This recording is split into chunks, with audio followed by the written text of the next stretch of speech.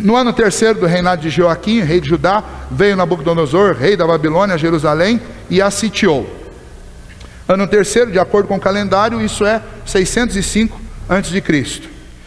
No ano terceiro do reinado de Joaquim, a Babilônia veio e levou cativo. Então você tem uma representação aí deles transportando o povo de Jerusalém para a Babilônia. Joaquim era o segundo filho de Josias.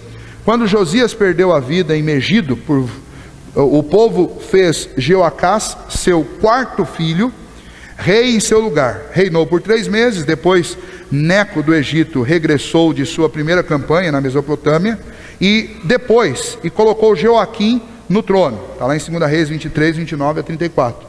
O rei egípcio mudou seu nome de Eliaquim, meu Deus estabelece, para Joaquim, Jeová estabelece. Foi forçado a pagar tributo ao Egito. Nabucodonosor dominou. Nabucodonosor era o filho de Nabopolassar, rei da Babilônia, invadiu Jerusalém em 605. A invasão foi abreviada com a morte de seu pai. Na pressa de voltar para a Babilônia, na primeira invasão, na pressa de voltar para a Babilônia, antes que surgisse um novo usurpador ou alguém que tomasse o trono, Nabucodonosor teria aceito uma rendição nominal de Jerusalém, garantida pela entrega de alguns reféns. Então o primeiro grupo que vai para Jerusalém, vai para servir de confirmação de que quando Nabucodonosor voltasse, eles não iam resistir. E a ideia era mais ou menos assim: nós vamos levar um grupo, se vocês resistirem a gente mata o grupo, sequestro mesmo, ok? Nabucodonosor teria aceito uma rendição nominal de Jerusalém, garantida pela entrega de reféns e um tributo na forma de tesouros e vasos do templo, símbolo a vitória de seus deuses sobre o Deus de Israel, e os obrigou a renunciar o trabalho com o Egito e assinar o tratado com o Egito e assinar um termo de compromisso com a Babilônia. O versículo 2 conta a história de um outro jeito. O versículo 2 diz que na realidade foi Deus que entregou Judá nas mãos, Joaquim, rei de Judá, nas mãos de Nabucodonosor, junto com os utensílios da casa de Deus. Ponto importante ainda de contexto para nós: qual era o grande motivo da disciplina de Deus sobre Judá? Judá, se você for ler os livros de 1º e 2 Reis, você vai descobrir que Judá fez o seguinte: Judá colocou, nós estamos estudando isso em Miqueias aqui nas quartas-feiras, Judá colocou toda a sua confiança, e Samaria fez o mesmo, colocou sua confiança no templo de Deus e não em Deus.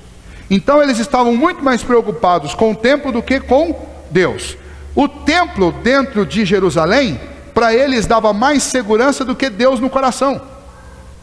Então eles colocaram o templo como o grande ídolo da vida deles, e eles diziam o seguinte: olha, o templo de Senhor dentro de Jerusalém, ninguém vai nos invadir.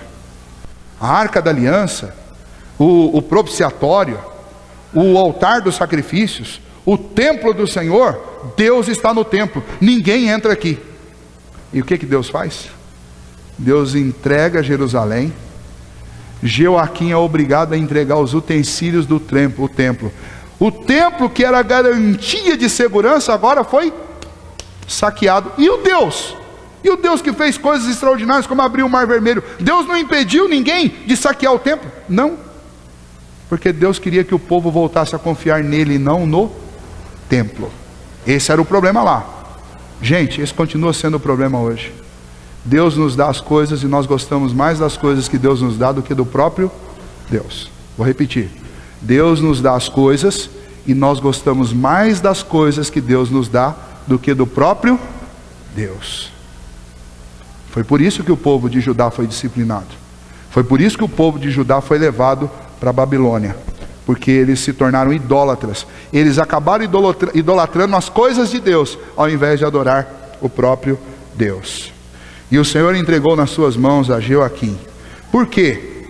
E o Senhor entregou nas suas mãos a Joaquim, porque para os judeus não havia necessidade de ficar perguntando o porquê. Os profetas avisaram amplamente a razão, e a razão está clara lá em 2 Crônicas 36, de 15 a 17. Ele, o Deus de seus pais, enviou mensageiros para adverti-los. Mal amanhecia o dia, já se achava ele a pleitear com eles. tamanho era o seu amor por seu povo e pelo lugar de sua habitação. O que fizeram eles? Zombaram dos mensageiros de Deus, fizeram pouco caso de suas advertências, escarneceram de seus profetas, até que se ergue a ira do Senhor contra o seu povo, a ponto de não mais poder ser abrandada. Então os meteu em confusão com o rei da Babilônia. Quem fez isso? O Senhor.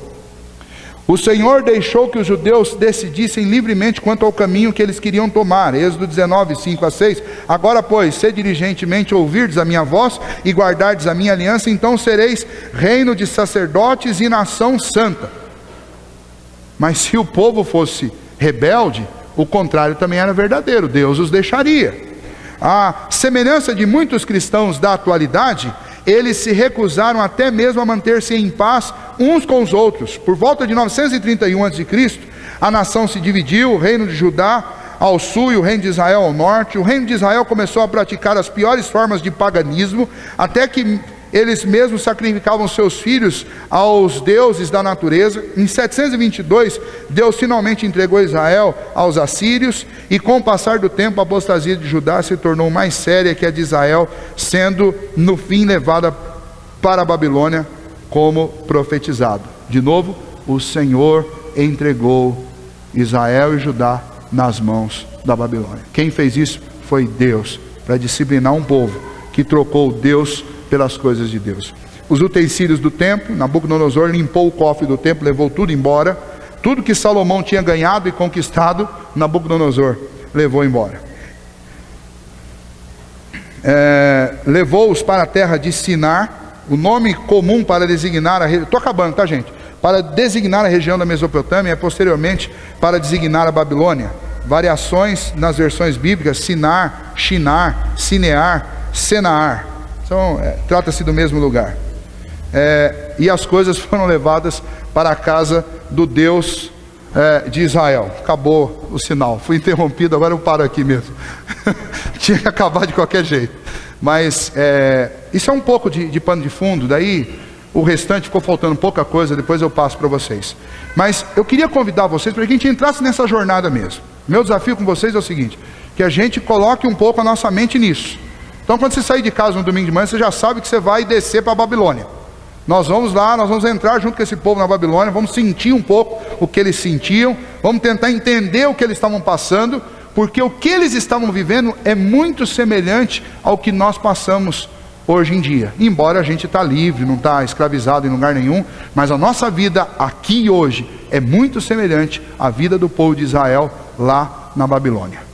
E a frase que eu tenho para vocês é a frase do Stuart Olyott: ousem ser firmes. O nosso mundo não está precisando de gente simpática. Vou repetir isso. O mundo não está precisando de gente simpática. O mundo está precisando de gente firme.